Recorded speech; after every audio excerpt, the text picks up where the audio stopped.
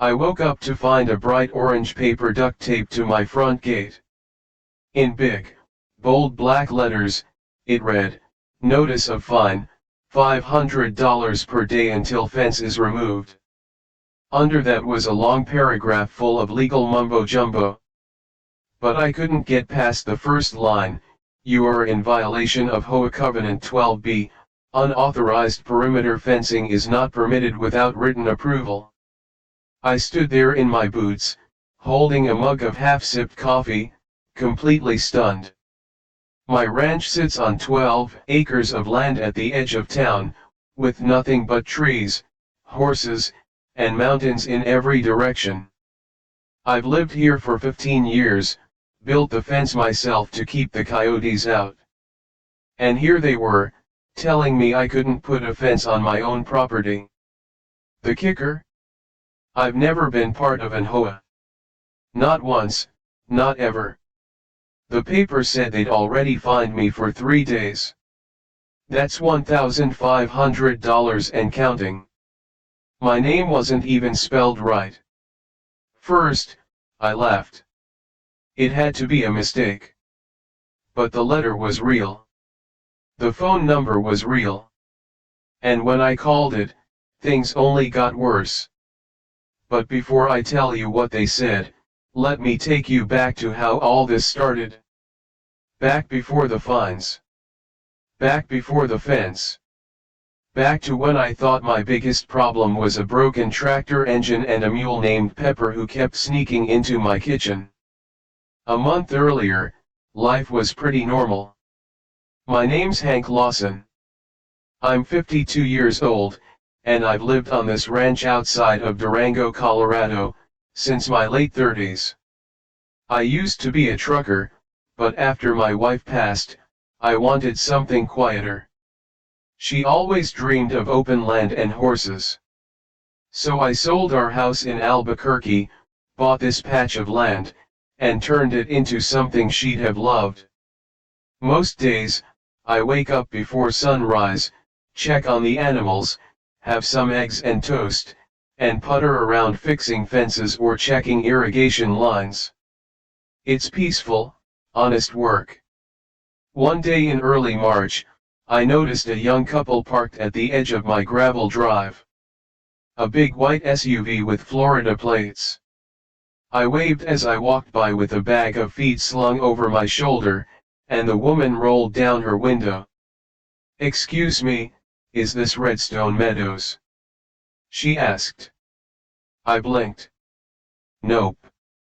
This here's Lawson Ranch. Redstone's a good 10 miles west." "Oh, sorry." She smiled, embarrassed. "The GPS keeps rerouting us." "No problem," I said. "Happens a lot out here. Folks get turned around all the time." The guy leaned over. "You sure you're not part of Redstone Meadows? Our realtor said there was a corner lot with a view of the mountains." I shook my head. "I've been here since '09. Ain't no HOA out here. Just me and my mule." They laughed, waved, and drove off. Didn't think much of it. Over the next couple of weeks, more people started showing up. Most of them looked like city folks. Clean sneakers, Starbucks cups, always snapping photos of the landscape. Then one morning, a bunch of wooden stakes appeared on the far side of my land, neon pink flags tied to the tops, and a little sign that said, "Lot 27, Future Home Site." I stared at it for a long time, confused. I hadn't sold any part of my land. Hadn't talked to a realtor in years. That night, I dug through my filing cabinet and pulled out every deed and land record I owned. Everything was in my name. 12 acres, purchased outright. No liens, no development rights sold. So how the hell was someone planning a house on my property? Next morning, I drove into town and talked to Mary at the county clerk's office. She's been working there since forever and has a mind like a steel trap.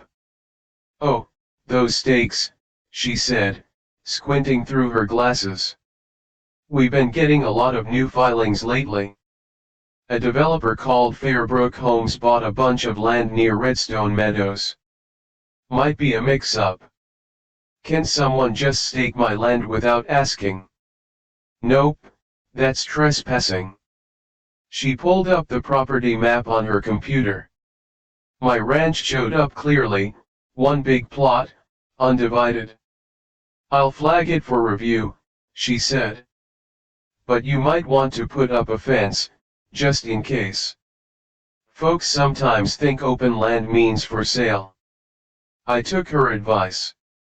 Spent the next week digging holes, hauling posts, and putting up a cedar fence around the front half of the ranch. Made it look nice, too. Painted the gate. Added a wooden sign that said, Lawson Ranch, EST 2009. 2 days later, the fines started. That's when the letters showed up. First by mail, then hand-delivered by some suit in a Lexus who said, "You're in violation of community standards." What community? I asked. Redstone Meadows. You're lot 27. I just stared at him. Buddy, I'm not part of Redstone Meadows. You're standing on Lawson Ranch. This is private land. He pulled out a folder and handed me a map. My land was marked in bright red, labeled Lot 27, Fairbrook Homes Subdivision. Looks like someone made a mistake, I said, trying not to laugh. That's between you and the HOA, he said. I just deliver the notices. Before I could respond, he was already back in his car, driving off in a puff of dust. I called the number on the letter. A lady named Janine answered, sounding like she'd rather be doing anything else. Hi, I'm calling about a notice I received. Says I'm being fined for often. What's your lot number? She asked. I don't have a lot number. This is Hank Lawson. I own the ranch off County Road 8. Sir, if you are located within the Redstone Meadows subdivision, you are subject to HOA rules. I am not in Redstone Meadows. Then you'll need to take that up with our legal department. What legal click? I stood there holding the phone, heart racing. The fence cost me over $4,000 and 3 weeks of sweat. Now some invisible rule book was telling me to tear it down or pay $500 a day. I thought that was the worst of it until the next morning when I saw men in orange vests standing on my porch with clipboards. They weren't trespassing. They were surveyors, and they claimed to be working on behalf of Fairbrook Development Group. That's when I realized this wasn't some clerical mistake. Someone had sold my land without telling me, and I had no idea how deep this rabbit hole went. I charged outside, still in my flannel pajama pants and boots, nearly spilling my coffee as I marched toward the men. There were 3 of them, 2 middle-aged guys and a younger one with a scruffy beard and a safety vest that looked 2 sizes too big. Can I help you? I asked, already feeling the heat rise in my chest. The scruffy one looked up from his clipboard. Morning, sir. We're just surveying the site for utility easements. Shouldn't take more than an hour. What site? I snapped. This is private property. My property. He blinked, then flipped a page in his binder. Lot 27, Redstone Meadows. Fairbrook Development, scheduled for preliminary infrastructure next month. You are standing on Lawson Ranch, I said, pointing to the hand-carved sign over my gate. Not Redstone Meadows, not Lot 27. This land's not for sale. Never has been. The man frowned. Sir, we were told the land has already been cleared for development. Told by who? He shrugged. You'll have to call Fairbrook. We just go where they tell us. I took a deep breath, trying not to blow my top. Well, I'm telling you to leave now. The younger guy gave an awkward smile, packed up his tripod, and nodded to the others. We'll confirm with the office. Sorry for the confusion. They left in their white pickup, tires spitting gravel as they sped down the drive. I stood there for a moment, watching the dust settle, heart pounding. The only sound was Pepper, the mule, braying from the barn as if to say, "What the heck just happened?" Something was wrong. Deeply wrong. That night, I dug back into my files, determined to figure out what was going on. Every record I had showed the same thing: my name, my purchase date, no liens, no easements sold. The deed was clear as day. I even called up my old real estate attorney, a crusty but kind-hearted guy named Bill Carpenter who now spent most of his time fishing in Montana. After I explained the whole mess, there was a long silence. "Well, Hank," he finally said. "Sounds like you've got a classic case of land fraud." "Fraud?" "Yep. Somebody filed false documents, maybe claimed your land as theirs in a quiet title action, or misrepresented the plot lines. It's rare, but it happens, especially in growing areas where developers are hungry for space." "You're telling me someone forged papers and sold my land right out from under me?" "Could be. You'll need to pull the filings from the county and see what's been recorded. Might be an error. Might be something worse." "How is that even possible, Bill?" "Somebody's either very clever, or the system's gotten very sloppy." I barely slept that night. I kept imagining bulldozers rolling over my vegetable garden. Concrete poured over the patch where I'd buried our old dog, Scout. Or strangers living where Mary and I had planned to grow old. For you, a free like is easy. But for me, it is the greatest support and encouragement. For this video, can you give me one like and one subscription? Thank you very much. The next morning, I headed straight for the county clerk's office. Mary greeted me with a sad smile. "Hey, Hank. Got your message." She'd already pulled a manila folder filled with documents. "This showed up about 6 months ago," she said, flipping it open. "A company called Fairbrook filed a subdivision plat that included your property. Looks like a title transfer was submitted, too." She handed me a paper with my land description, but under the owner name, it said, "Fairbrook Development Group, LLC." "But that's not right," I said, feeling my throat tighten. "I didn't sell it. I never signed anything." She looked worried.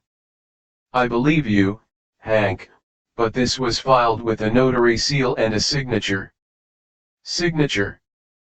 She turned the page. And there it was, Hank Lawson written in thick, messy handwriting I didn't recognize. Someone had forged my name. I could feel my blood boiling. How did this get through? Doesn't the county verify ownership? Not unless someone contests it. Happens automatically when the paperwork's all there. I leaned on the counter, dizzy. So someone just pretended to be me and sold my land? And no one caught it? Mary nodded grimly. "We've seen a few like this lately. Always the same company. Fairbrook." She nodded. "They've been gobbling up land left and right. Fast, loud, and not always legal." I felt sick to my stomach. I left the office with copies of everything. A thumb drive full of records and a deep ache in my chest. Someone was trying to erase me from my own land. And I didn't have the money for lawyers, not like these developers. I got back to the ranch and found 3 more orange notices taped to my gate. Each one said the same thing, $500 per day fine. The total was now up to $3,500. I tore them down and threw them in the fire pit. This wasn't a mistake. This was war. I called the HOA number again. Janine picked up. "It's Hank Lawson," I said coldly. Long pause. "Yes, sir. I want to talk to whoever is running your HOA in person." "That's not possible. HOA board members do not meet with residents directly." "I'm not a resident," I said. "I'm a victim of fraud, and you're trespassing on my land with every fine you send." There was silence again. "I can pass your concerns to legal." "You do that," I said, "and tell them the next person who steps foot on my land without permission is going to meet me and my lawyer." Click. I hung up, shaking with anger. That afternoon, I called Bill again. He offered to fly down. Said he knew a few tricks for cases like this, told me to document everything, dates, pictures, recordings, even the survey flags. "Don't touch a thing," he said. "Let's catch them red-handed." I spent the next day snapping photos of every corner of the fence, every stake they planted, even the tire marks from the surveyor truck. I was knee-deep in mud when I heard tires crunching up the gravel drive. I turned, expecting another notice or surveyor, but it wasn't the HOA this time. It was a moving truck, and right behind it, a silver BMW shiny as a mirror with a young couple inside. The same couple from a month ago. The ones who asked me if this was Redstone Meadows. They were back, and this time they were moving in. The moving truck hissed as it came to a stop just outside my gate. The silver BMW pulled up right behind it, and the same young couple from before hopped out like they were returning from vacation, not trespassing onto private property. The guy, now wearing aviator sunglasses and a Redstone Strong t-shirt, stretched like he was about to set up a barbecue. The woman pulled out her phone, grinning as she snapped selfies in front of my ranch sign, my hand-carved Lawson Ranch sign. I stood dead still, hands clenched in fists, shovel still in one hand and mud dripping down my jeans. The mule, Pepper, made a low snort behind me, like even she couldn't believe what we were looking at. The guy spotted me and waved. "Hey, it's you," he called, walking right up to the gate like he owned the place. "You were right. This is such a great location. Quiet, beautiful. Feels like we finally made it." "Made what?" I asked, trying to keep my voice steady. "Our dream," the woman chimed in, beaming. "Redstone Meadows, baby. Lot 27. We just closed last week." My mouth dropped open. "You bought this land?" I asked. He nodded proudly. "Yep. From Fairbrook. Great deal, too. 5 bedrooms, horse-friendly, pre-wired for solar. Super modern rustic vibe, you know." I stared at him, completely dumbfounded. "You bought this from Fairbrook Development Group?" He said, "They've been building like crazy around here. Got in just in time. Place is going to triple in value by next year." My blood ran ice cold. This wasn't just fraud. This was a full-on hijacking. "You bought my land," I said slowly. "I never sold this land. I have lived here for 15 years. You are standing on Lawson Ranch." The woman stopped smiling. The guy frowned and stepped back a bit. I think there's been a misunderstanding, he said, raising his hands a little. We have the paperwork. We went through all the channels. I don't care about your paperwork, I said. You've been scammed, and you've set foot on stolen property. He looked shaken now. Hold on, man. We're not trying to step on any toes. This is just what our realtor told us. I swear we didn't mean any harm. You need to leave, I said, staring him down. But the movers. He started to say. I said leave. He turned to his wife, who looked like she was about to cry. Get in the car, he muttered, then looked back at me. We'll make some calls. This has to be a mix-up. They drove off slowly, the moving truck following behind. I stood there for a long time after they left, the wind blowing softly through the fence I had worked so hard to build. I looked around at the land, my land, the vegetable beds, the horse paddock, the shed Mary and I built together.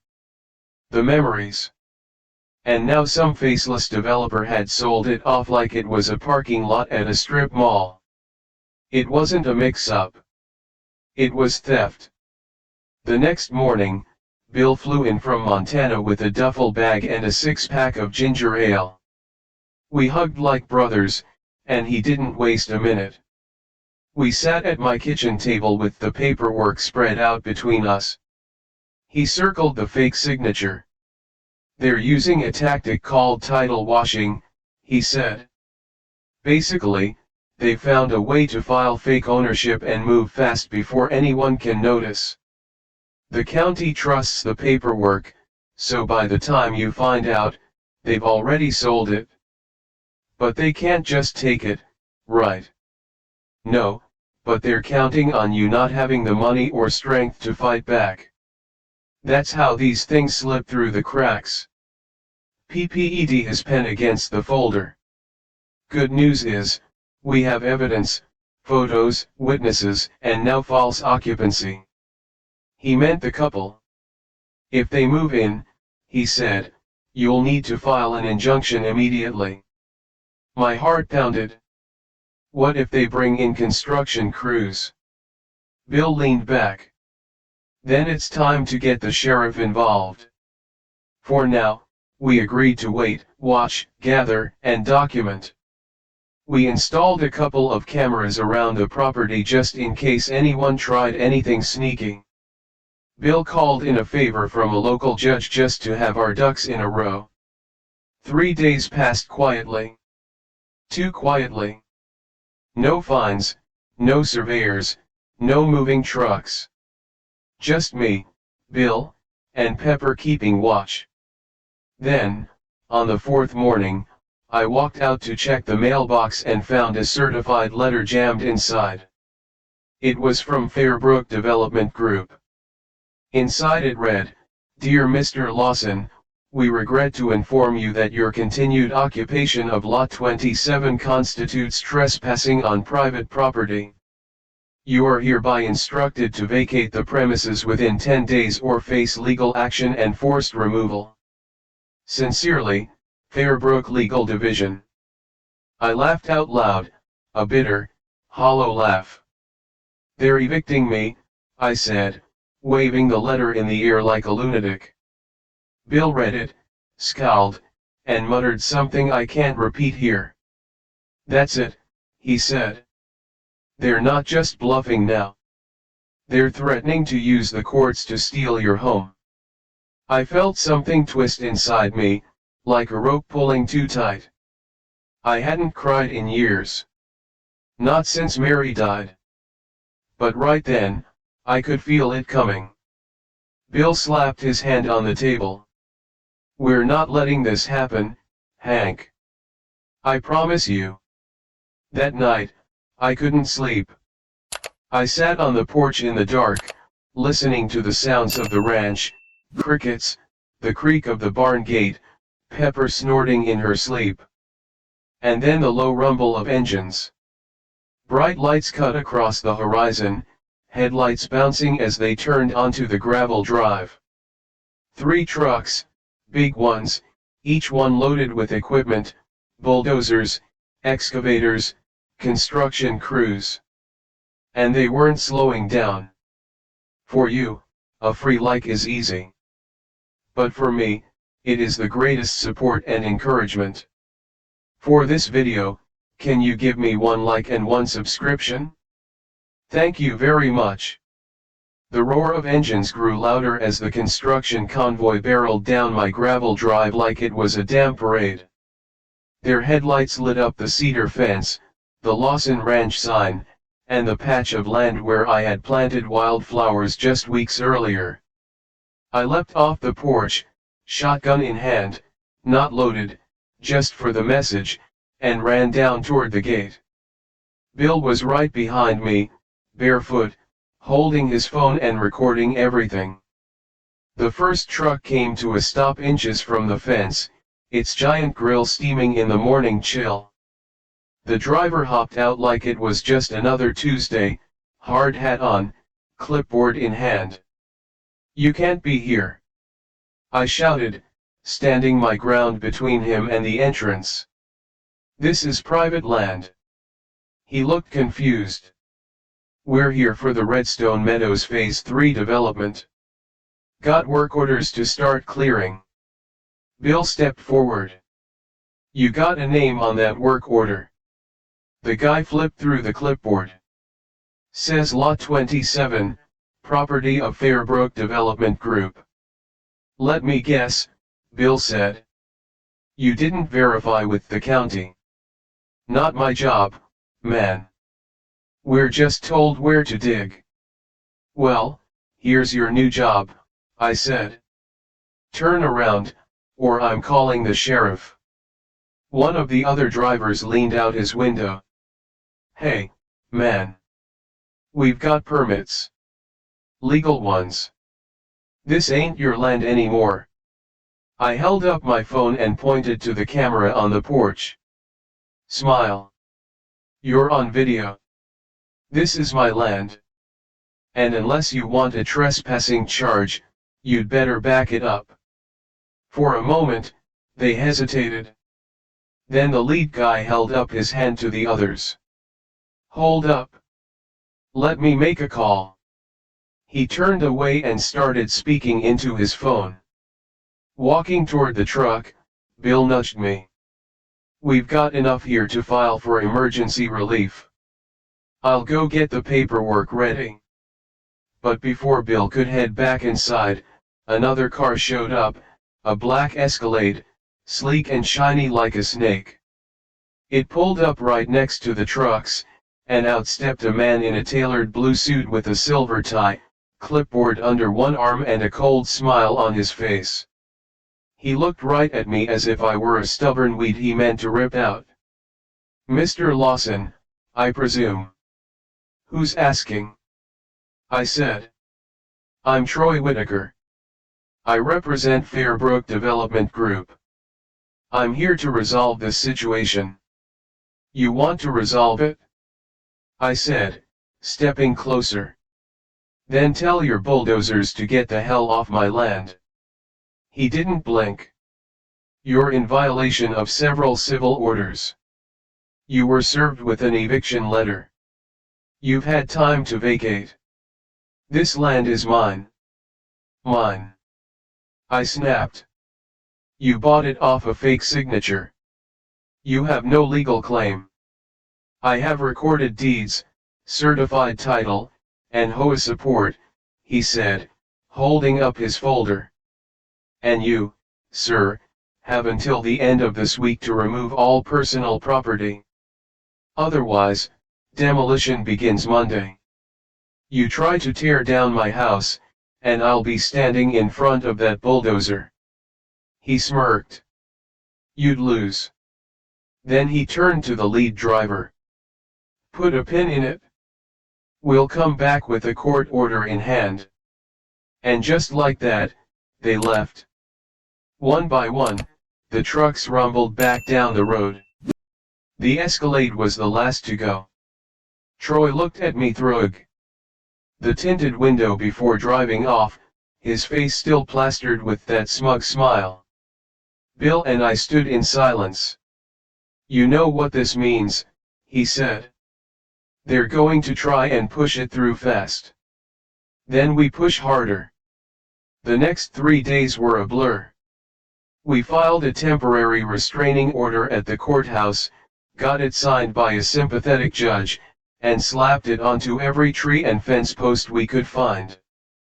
Bill had a friend at the local news station, and by Friday morning, a camera crew was on my porch filming the story.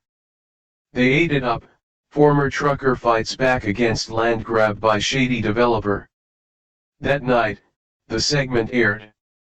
It wasn't national news, but it caught fire on social media. People started showing up, locals, ranchers, even some folks from town who just wanted to help.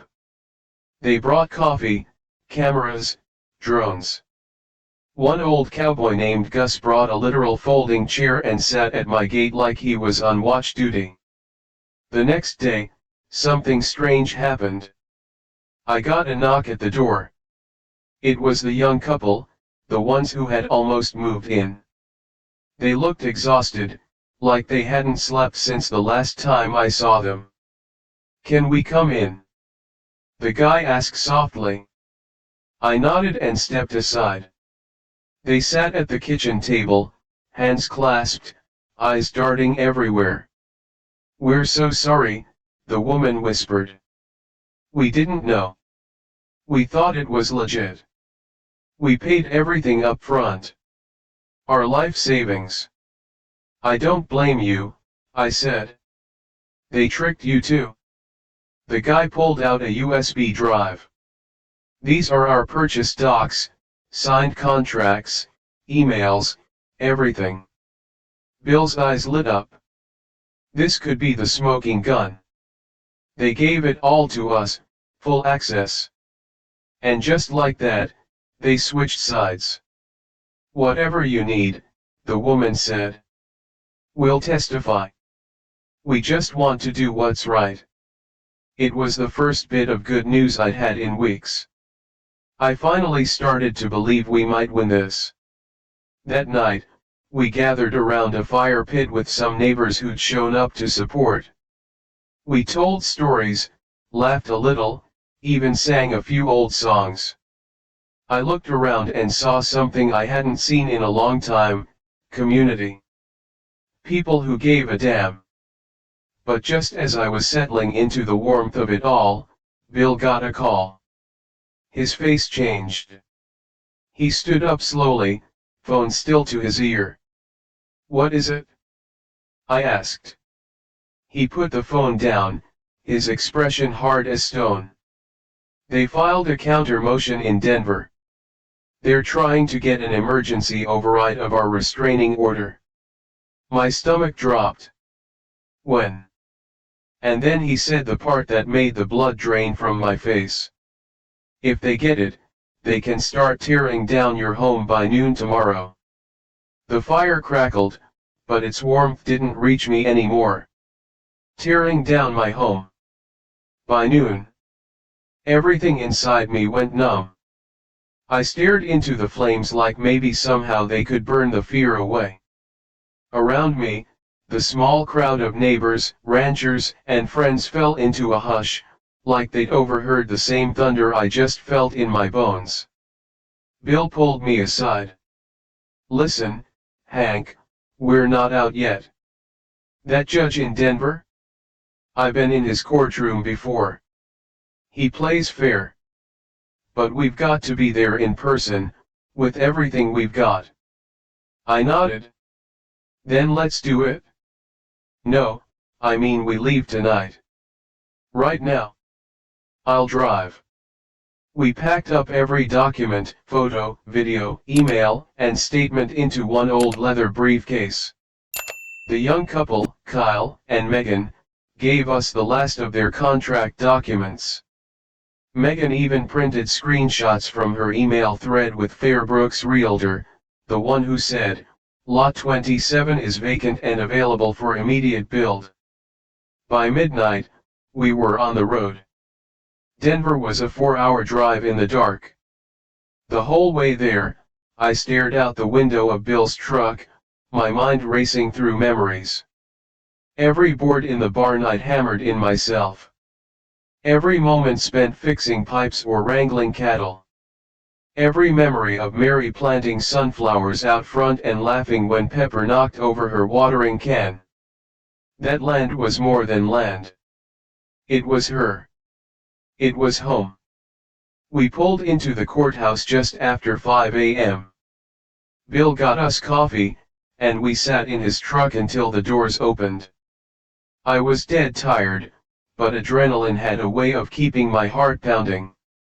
At 8:30 sharp, we were sitting in a chilly courtroom with wood-paneled walls and a judge who looked like he hadn't smiled in a decade. Fairbrook's lawyer, that smug snake Troy Whitaker, stood at the opposite table, dressed like he was heading to a golf tournament. He barely glanced our way. The judge opened with a few procedural notes, then turned the floor to Fairbrook. Troy stood up, slick and smug. Your Honor, we move for immediate override of the restraining order placed in La Plata County on the grounds that the subject property was legally purchased and recorded. The delay is costing our clients thousands of dollars per day. He spoke smoothly, like he wasn't trying to bulldoze someone's life. Bill stood up next, calm and collected. Your Honor, my client, Mr. Lawson, has lived on this land for over 15 years. He holds the original deed. We have documented proof that the signature used in the sale to Fairbrook was forged. Furthermore, the so-called buyers of Lot 27, who early moved in, are here in this courtroom today to testify to the fraud. The judge raised an eyebrow. You brought witnesses. Kyle and Megan stood up from the pews in the back. Nervous but brave. I bought the land thinking it was part of a new development, Kyle said. But I saw with my own eyes that it was a man's home. Fairbrook told us it was empty. They lied. Bill handed the judge the USB drive and printed documents. All the evidence is here. Emails, contracts, forged signatures, mismatched survey maps. Fairbrook not only tried to claim this land, they fined my client $500 a day for refusing to surrender his own property. There was silence. Then the judge leaned back, looking through the papers. For a long time, no one spoke. Then he said, "Motion denied." Troy looked up, startled. Bill blinked. Your Honor. The judge nodded. Fairbrook's claim is inconsistent with documented ownership records and presents substantial evidence of fraud. This matter is now under judicial review. Until resolved, all development activities are to be suspended, and Mr. Lawson is to remain in full possession of the property. I felt my knees give. I sat down hard, breath shaking. We'd won. For now. Outside the courthouse, the sun was rising behind the mountains. For the first time in weeks, I felt like I could breathe again. But the fight wasn't over. That afternoon, back at the ranch, I pulled into the drive to find something waiting at the gate, a big crowd. Neighbors, reporters, locals who'd heard the story. And standing in front, arms crossed, was Sheriff Dalton. He tipped his hat as I got out of the truck. Hank, he said. We heard what happened. Folks around here? We've got your back. Behind him, the crowd cheered. Someone had set up a folding table with fresh baked pies. Kids were holding homemade signs, "Keep Lawson Ranch free and get lost, greedy developers." I felt tears sting my eyes, but I swallowed them down. Then the sheriff handed me something. An envelope. "What's this?" I asked. He gave a tired sigh. "It's a notice. Fairbrook just filed an appeal. They're not done yet." The wind picked up, rustling the leaves around us. They were coming again, but this time, I wouldn't be alone.